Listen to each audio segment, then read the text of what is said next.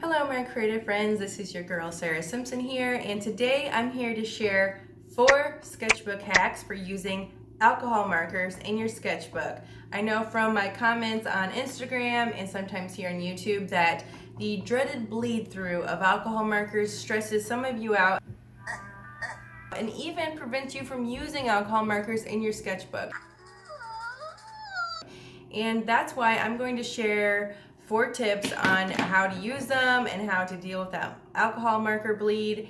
And I think most of them are pretty unique. I haven't seen them on here before. So let's go ahead and get into it. 4 unique sketchbook hacks for alcohol markers.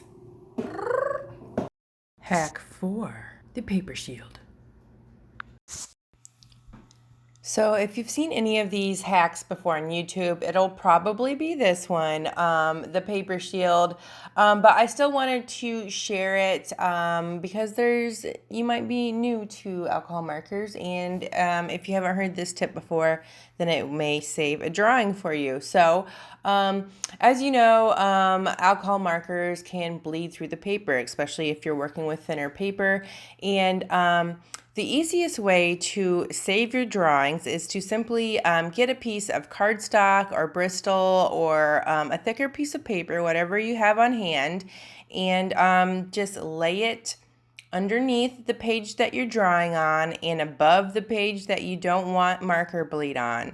And that's it. It acts like a shield, and it will go on your shield instead of on your page or drawing that is underneath. And you can always trim down your paper to make sure it fits inside your sketchbook so that you always have it handy. Hack 3, the glue cheat. So you could always just draw on one side of the page, and that looks nice and organized. But what if you want to draw across the entire spread? That's when the glue cheat comes in handy. So instead of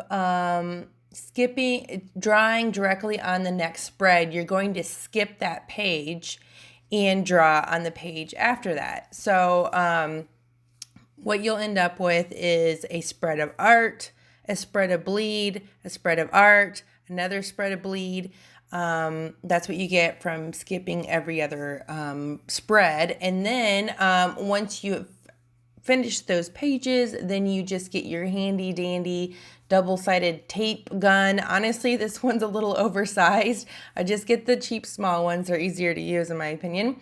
And you just basically glue those pages together, and then it's like they were never apart. You know what I'm saying? I think this is a handy cheat.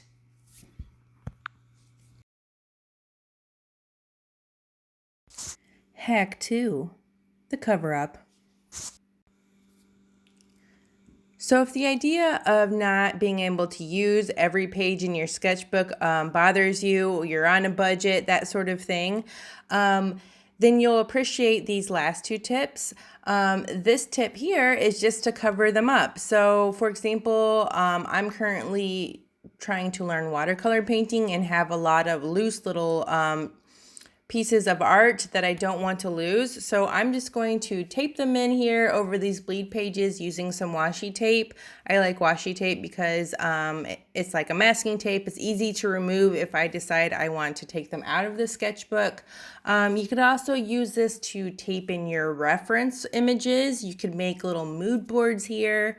You could put stickers. So just remember that you can always kind of collage in, add in other images to utilize those pages and cover them up. Hack 1, the recover.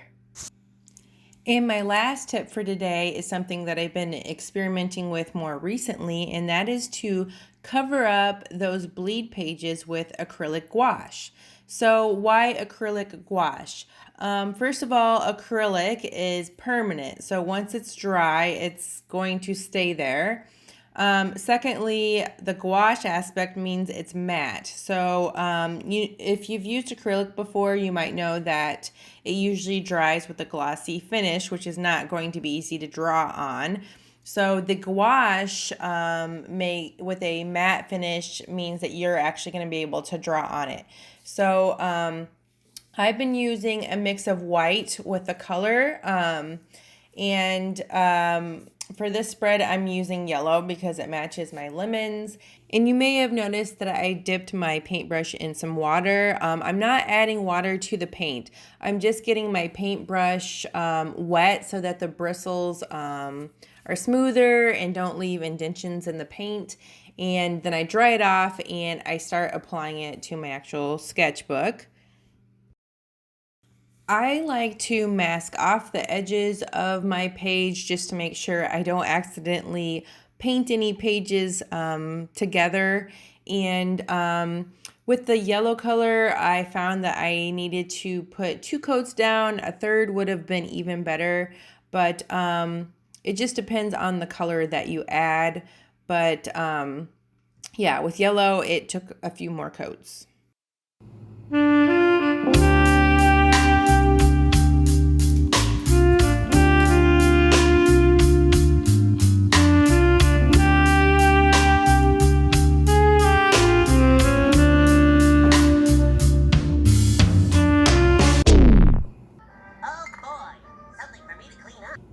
Whoops.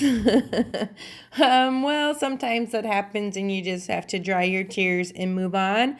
But luckily, it will still serve our original intent, which is to block out that alcohol marker bleed so that we have a more clean space to draw on. I find that colored pencils, like I'm using here, work well. I often use it just with like pens, just as a kind of like a little practice warm-up area.